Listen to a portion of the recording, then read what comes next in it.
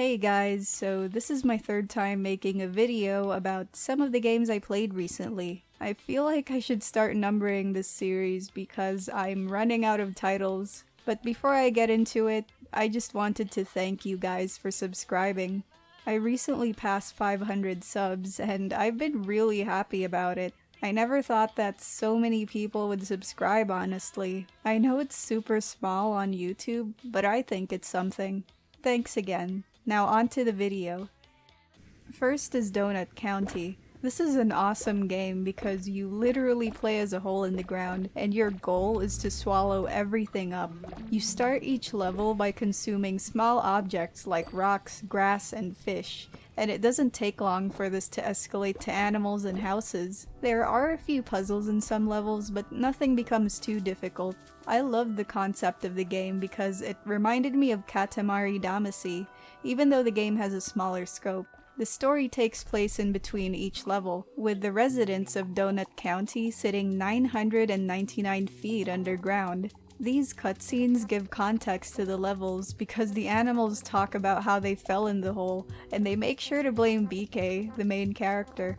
There's a lot of funny dialogue in these scenes, and it gave the residents so much personality. I also had a good time reading the Trashopedia of the game.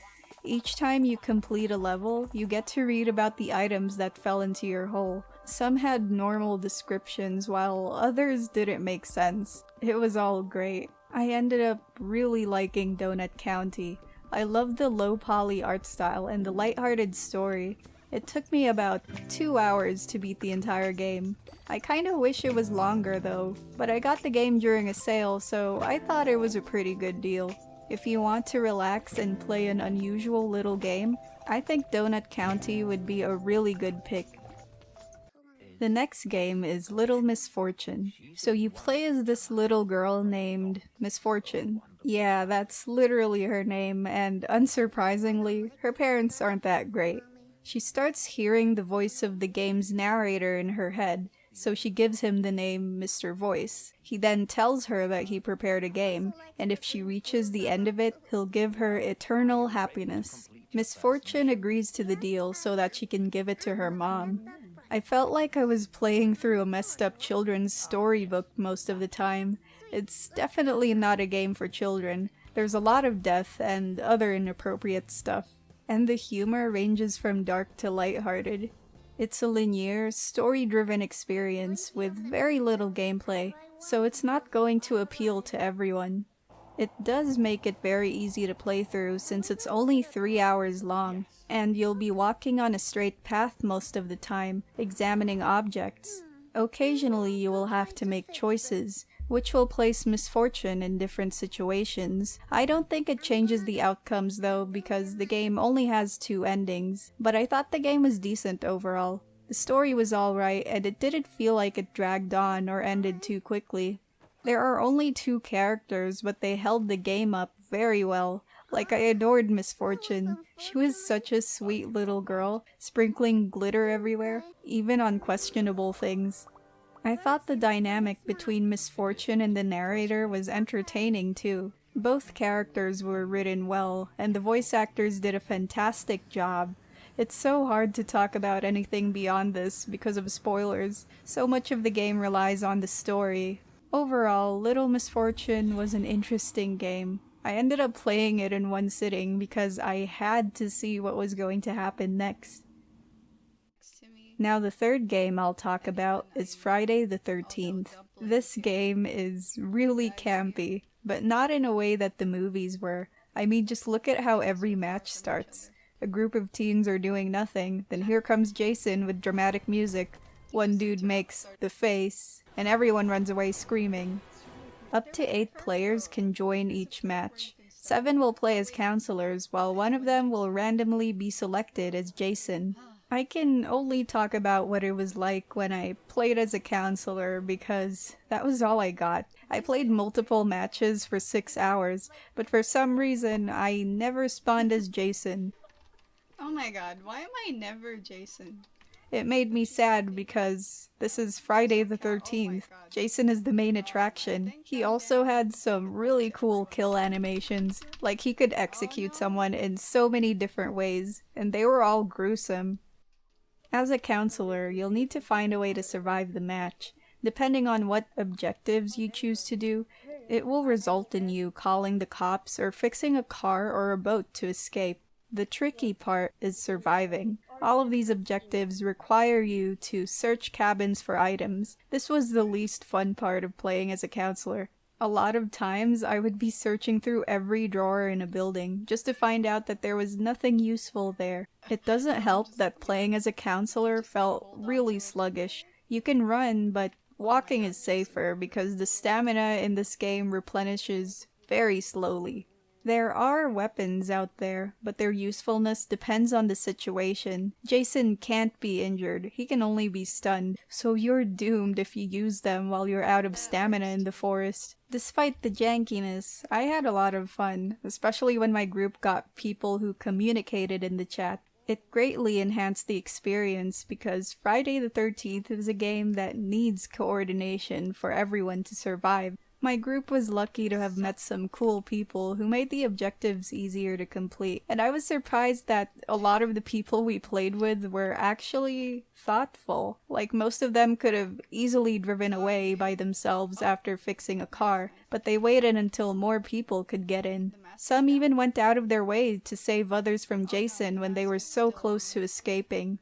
It's a shame that Friday the 13th won't have new content anymore, due to licensing issues. But I enjoyed the game for what it is, though I'm sure that most of my enjoyment stems from playing with buddies and being grouped with friendly people. Next is Cyberpunk 2077. I didn't record any gameplay for this because my capture card's been dying and I still haven't replaced it.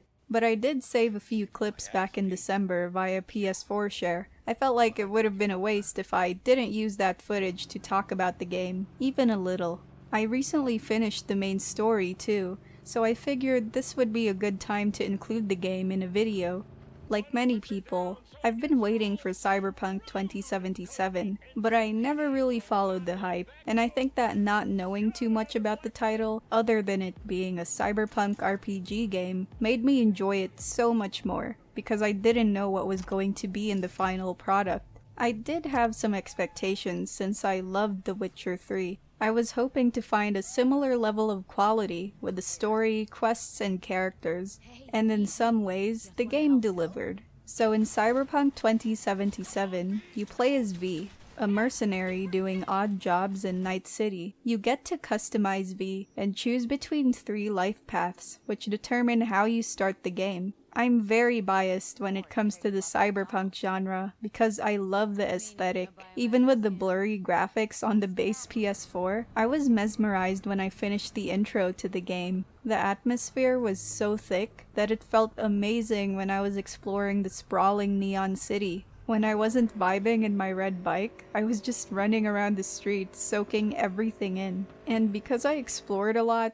I increased my level in street cred pretty fast. So street cred gives you access to new gigs, which are like small jobs that you can do around Night City. And I think they're different from side jobs, which are just optional quests. Basically, there's a lot to do in Cyberpunk, whether it's main jobs, side jobs, or just going around random alleys beating up gang members. The combat was fun because of all the different weapons you can use. You can hack enemies too, but I haven't explored it as much. I was way too busy cutting down enemies with my katana. There's also a lot of stuff to customize on your character, from perks, attributes, and even implants. When it comes to the story, I think Cyberpunk had a lot of good moments. I did feel my mind wander every time the characters got too deep into explaining all the techie stuff, especially in the later parts of the game. But I found a lot of the ideas in the game to be really interesting, stuff like brain implants and virtual immortality. While the main story had its moments, I enjoyed the side stuff more consistently, I guess. They filled in the gaps that the main story didn't touch. Like, some parts of the game gave me a slight existential crisis,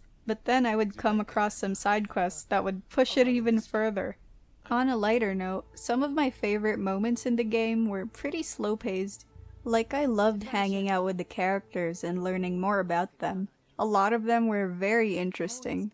My playthrough took more than 50 hours, but I just wish that I could have explored everything in the game. I'd like to think that I have a high tolerance for bugs and all that, but it became too much when it hindered my progress. Like, the issues were hard to ignore, especially when I was doing optional content. Like, some of the building interiors would have really bad frame drops that made it so hard to fight enemies, and the game would stutter a lot. It even crashed multiple times throughout my playthrough. It usually happened when I was either driving or in the middle of a mission, but recently, it happened when I was watching the credits roll, so that kind of ruined the mood. It's awful for this version of the game to be like this, especially since the game was marketed for current-gen consoles. The patches sort of fixed some issues, but there's still a lot of work to be done. I will definitely replay this game once everything is fixed though, but I'll probably wait for new content too, and other stuff like DLCs. The last game I'll be talking about is The Forest. So in this game, your plane crashes on an island filled with cannibals and one of them takes your kid away. After looting the airplane, it's up to you to figure out how to survive. I actually tried The Forest way back when it was in early access. If I remember correctly, survival games were trending on PC at the time, and I was obsessed with them after watching Let's Plays. The story of The Forest was still being developed, so I don't think the game could be finished back then. I do remember freaking out when I first saw a cannibal, and that got stuck in my head over the years. I'm glad I got to play the full game now because, oh man, I got so addicted. The biggest feature of The Forest is definitely the cannibals. They're memorable because of how their AI works. I've played so many games where enemies charge at you blindly or attack one by one even though they're in a group. In The Forest, the cannibals use different tactics. Some either observe you in the distance or come up to your face to intimidate you. Other times they'll just attack you out of nowhere. They're the sole reason why I could never feel completely safe when I was exploring the island. They also made caves terrifying to explore. It was bad enough to hear random screeching in the forest, but combine that with a dark, claustrophobic area and ugh.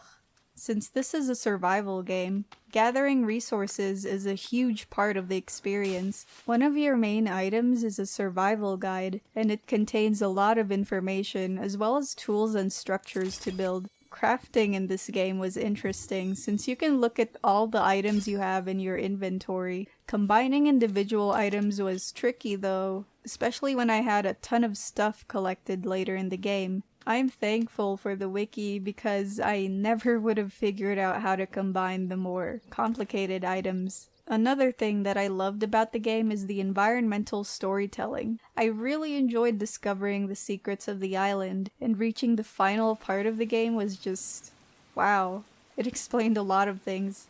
After finishing the game in single player, I played multiplayer with friends, and just like a lot of multiplayer experiences, things get very wacky. I feel like the fear factor that made the game special was gone once I had buddies over. Sure, we got freaked out at times, but it didn't have that same survival horror feel. But it was still fun. Like, I spent most of my playtime in multiplayer, and I think everyone in my group got addicted. We spent hours building fortresses and stocking up on supplies. I was usually anxious when I was chopping wood in single-player mode, but in multiplayer, it became pretty chill, at least, until a group of cannibals came by and one of us started panicking.